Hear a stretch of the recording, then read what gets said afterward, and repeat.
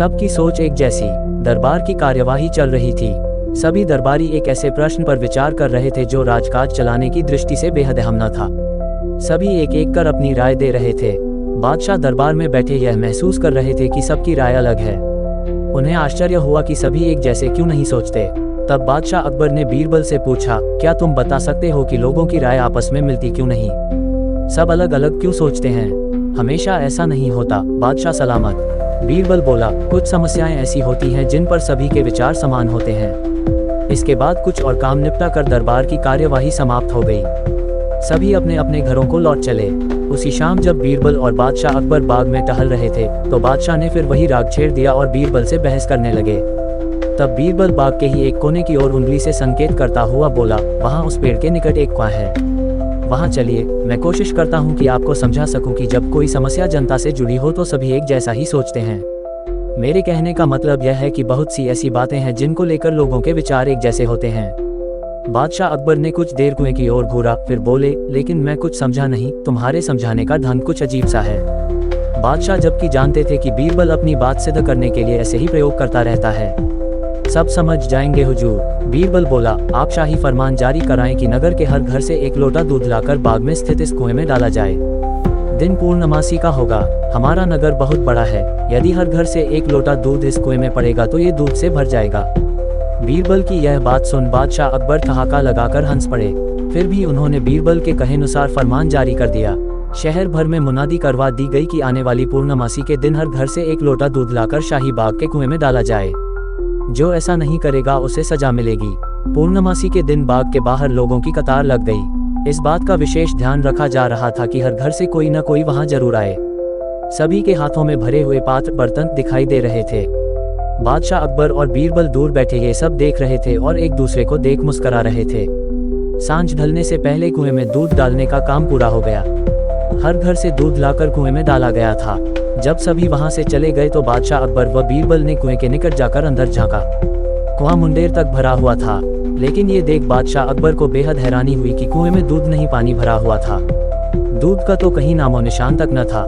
हैरानी भरी निगाहों से बादशाह अकबर ने बीरबल की ओर देखते हुए पूछा, ऐसा क्यों हुआ? शाही फरमान तो कुएं में दूध डालने का जारी हुआ था, यह पानी कहाँ से आया? लोगों ने दूध क्यों नहीं डाला?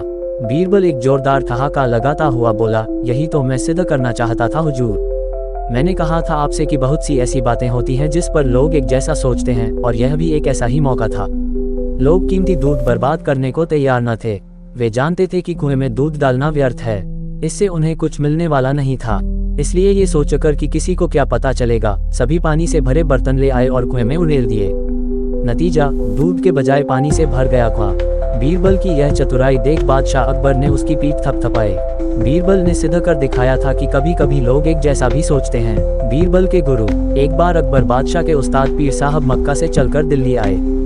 रास्ता न जानने की वजह से उन्हें बड़ी मुश्किलों का सामना करना पड़ा था। अकबर बादशाह ने उनकी बड़ी आवभगत की।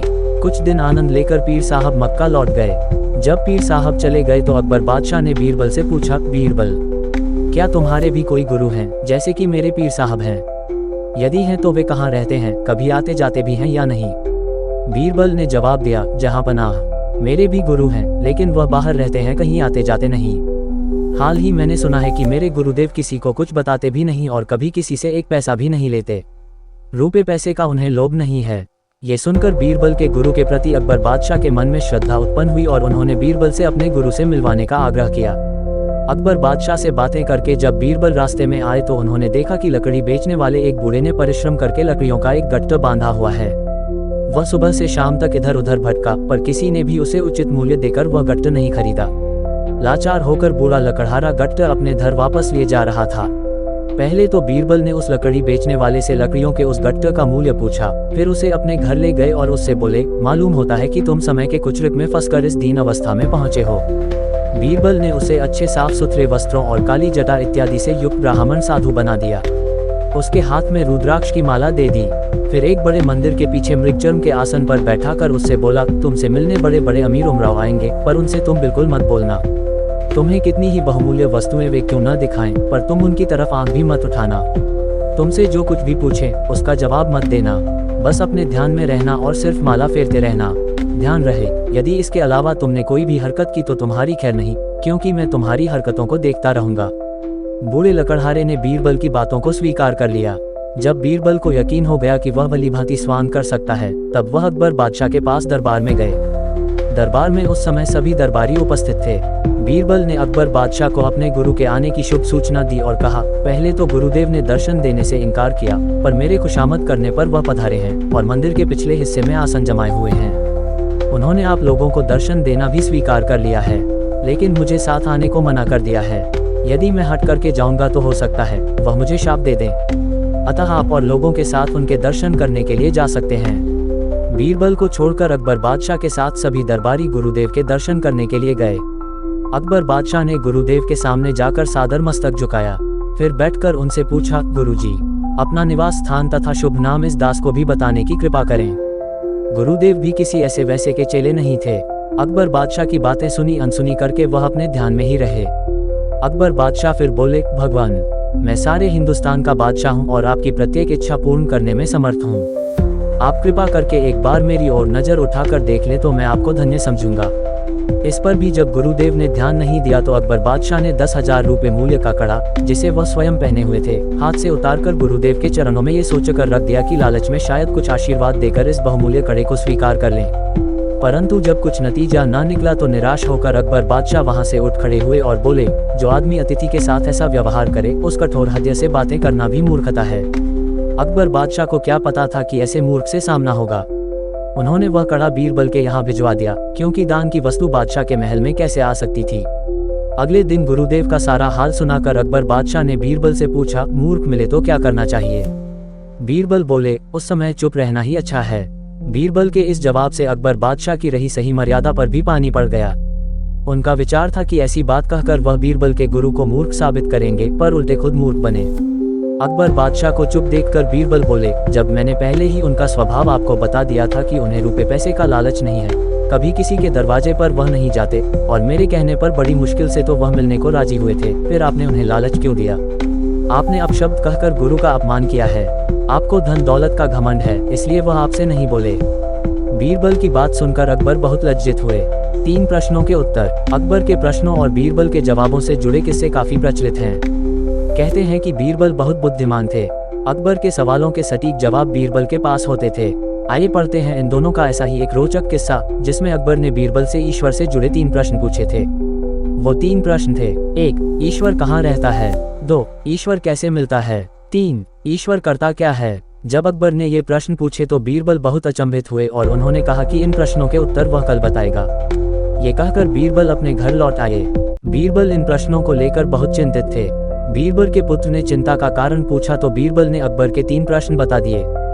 बीरबल के पुत्र ने कहा कि वह खुद कल दरबार में बादशाह को इन तीनों प्रश्नों के जवाब देगा। अगले दिन बीरबल अपने पुत्र के साथ दरबार में पहुंच गया और बादशाह अकबर से बोला कि आपके तीनों प्रश्नों के जवाब तो मेरा पुत्र भी दे सकता है। अकबर ने कहा, ठीक है, बताओ ईश्वर कहाँ रहता है। इस प्रश्न के जवाब के लिए बीरबल के पुत्र ने दूध मंगाया, जिसमें चीनी मिली हुई थी। उसने वह दूध अकबर को दिया और कहा, चख कर बताइए दूध कैसा है। अकबर ने चख कर बताया कि दूध मीठा है। तब बीरबल के पुत्र ने कहा, इसमें चीनी दिख रही है। अकबर ने कहा, नहीं, इसमें चीनी तो नहीं दिख रही है, वह तो दूध में घुल गई है। बीरबल के पुत्र ने कहा, जहाँ पनाह, ठीक इसी तरह ईश्वर भी संसार की हर चीज में घुला हुआ है, लेकिन दूध में घुली हुई चीनी की तरह दिखाई नहीं देता है। अकबर जवाब से संतुष्ट हो गया। अकबर ने दूसरा प्रश्न पूछा, ईश्वर कैसे मिलता है। इस प्रश्न का जवाब देने के लिए बीरबल के पुत्र ने दही मंगवाया। बीरबल के पुत्र ने अकबर को दही देते हुए कहा, जहाँ पनाह, इसमें मक्खन दिखाई दे रहा है। अकबर ने कहा, दही में मक्खन तो है, लेकिन दही मथने पर ही मक्खन दिखाई देगा। बीरबल के पुत्र ने कहा, जी जहाँ पनाह, ठीक इसी प्रकार ईश्वर भी मन का मंथन करने पर ही मिल सकते हैं। अकबर इस जवाब से भी संतुष्ट हो गया। अकबर ने तीसरा प्रश्न पूछा, ईश्वर करता क्या है। बीरबल के पुत्र ने कहा, जहाँ पनाह, इस प्रश्न के जवाब के लिए आपको मुझे गुरु मानना होगा। अकबर ने कहा, ठीक है, अब से तुम मेरे गुरु और मैं तुम्हारा शिष्य। बीरबल के पुत्र ने कहा, गुरु हमेशा ऊंचे स्थान पर बैठता है और शिष्य हमेशा नीचे बैठता है। अकबर तुरंत ही अपने सिंहासन से उठ गया और बीरबल के पुत्र को सिंहासन पर बैठकर खुद नीचे बैठ गया। सिंहासन पर बैठते ही बीरबल के पुत्र ने कहा, जहाँ पनाह, यही आपके तीसरे प्रश्न का जवाब है।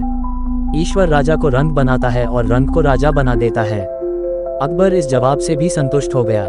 जिद पर अड़े बच्चे को समझाना बच्चों का खेल नहीं। एक दिन बीरबल दरबार में देर से पहुंचे। जब बादशाह ने देरी का कारण पूछा तो उन्होंने बताया, मैं क्या करता हुजूर, मेरे बच्चे आज जोर जोर से रोकर कहने लगे कि दरबार में न जाऊं। किसी तरह उन्हें बहुत मुश्किल से समझा पाया कि मेरा दरबार में हाजिर होना कितना जरूरी है। इसी में मुझे काफी समय लग गया और इसलिए मुझे आने में देर हो गई। बादशाह को लगा कि बीरबल बहानेबाजी कर रहे हैं। बीरबल के इस उत्तर से बादशाह को तसल्ली नहीं हुई। वे बोले, मैं तुमसे सहमत नहीं हूँ। किसी भी बच्चे को समझाना इतना मुश्किल नहीं जितना तुमने बताया। इसमें इतनी देर तो लग ही नहीं सकती। बीरबल हंसते हुए बोले, हुजूर, बच्चे को गुस्सा करना या डपटना तो बहुत सरल है, लेकिन किसी बात को विस्तार से समझा पाना बेहद कठिन। बादशाह अकबर बोले, मूर्खों जैसी बात मत करो। मेरे पास कोई भी बच्चा लेकर आओ, मैं तुम्हें दिखाता हूँ कि कितना आसान है ये काम। ठीक है, जहाँ पनाह। बीरबल बोले, मैं खुद ही बच्चा बन जाता हूँ और वैसा ही व्यवहार करता हूँ। तब आप एक पिता की भांति मुझे संतुष्ट करके दिखाएं। फिर बीरबल ने छोटे बच्चे की तरह बर्ताव करना शुरू कर दिया। उन्होंने तरह तरह के मुंह बनाकर बादशाह अकबर को चिढ़ाया और किसी छोटे बच्चे की तरह दरबार में यहाँ वहाँ उछलने कूदने लगे। उन्होंने अपनी पगड़ी जमीन पर फेंक दी। फिर वे जाकर बादशाह अकबर की गोद में बैठ गए और लगे उनकी मूंछों से छेड़छाड़ करने। बादशाह कहते ही रह गए, नहीं नहीं मेरे बच्चे, ऐसा मत करो, तुम तो अच्छे बच्चे हो ना। सुनकर बीरबल ने जोर जोर से चिल्लाना शुरू कर दिया। तब बादशाह अकबर ने कुछ मिठाइयाँ लाने का आदेश दिया, लेकिन बीरबल जोर जोर से चिल्लाते ही रहे। अब बादशाह परेशान हो गए, लेकिन उन्होंने धैर्य बनाए रखा। वह बोले, बेटा, खिलौनों से खेलोगे, देखो कितने सुंदर खिलौने हैं। बीरबल रोता हुआ बोला, नहीं, मैं तो गन्ना खाऊंगा। बादशाह अकबर मुस्कुराए और गन्ना लाने का आदेश दिया। थोड़ी ही देर में एक सैनिक कुछ गन्ने लेकर आ गया, लेकिन बीरबल का रोना नहीं थमा। वे बोले, मुझे बड़ा गन्ना नहीं चाहिए, छोटे छोटे टुकड़े में कटा गन्ना दो। बादशाह अकबर ने एक सैनिक को बुलाकर कहा कि वह एक गन्ने के छोटे छोटे टुकड़े कर दे। ये देखकर बीरबल और जोर से रोते हुए बोले, नहीं, सैनिक गन्ना नहीं काटेगा, आप खुद काटें इसे। अब बादशाह का मिजाज बिगड़ गया, लेकिन उनके पास गन्ना काटने के अलावा और कोई चारा न था। और करते भी क्या, खुद अपने ही बिछाए जाल में फंस गए थे। वह गन्ने के टुकड़े करने के बाद उन्हें बीरबल के सामने रखते हुए बोले, अकबर, लो इसे खा लो बेटा। अब बीरबल ने बच्चे की भांति मचलते हुए कहा, नहीं, मैं तो पूरा गन्ना ही खाऊंगा। बादशाह ने एक साबुत गन्ना उठाया और बीरबल को देते हुए बोले, लो पूरा गन्ना और रोना बंद करो। लेकिन बीरबल रोता हुआ ही बोला, नहीं, मुझे तो इन छोटे टुकड़ों से ही साबुत गन्ना बना कर दो। कैसी अजब बात करते हो तुम, ये भला कैसे संभव है। बादशाह के स्वर में क्रोध भरा था, लेकिन बीरबल रोते ही रहे। बादशाह का धैर्य जवाब दे गया, बोले, यदि तुमने रोना बंद नहीं किया तो मार पड़ेगी। अब बच्चे का अभिनय करता बीरबल उठ खड़ा हुआ और हंसता हुआ बोला, नहीं नहीं, मुझे मत मारो हुजूर। अब आपको पता चला कि बच्चे की बेतुकी जिदों को शांत करना कितना मुश्किल काम है। बीरबल की बात से सहमत थे अकबर। बोले, हाँ, ठीक कहते हो। रोते चिल्लाते जिद पर अड़े बच्चे को समझाना बच्चों का खेल नहीं। कितनी माताएं। एक बार अकबर बीरबल हमेशा की तरह टहलने जा रहे थे। रास्ते में एक तुलसी का पौधा दिखा तो मंत्री बीरबल ने झुककर प्रणाम किया। अकबर ने पूछा, कौन है ये? बीरबल, ये मेरी माता हैं। अकबर ने तुलसी के झाड़ को उखाड़कर फेंक दिया और बोला, कितनी माता हैं तुम लोगों की? बीरबल को उसका जवाब देने की एक तरकीब सूझी।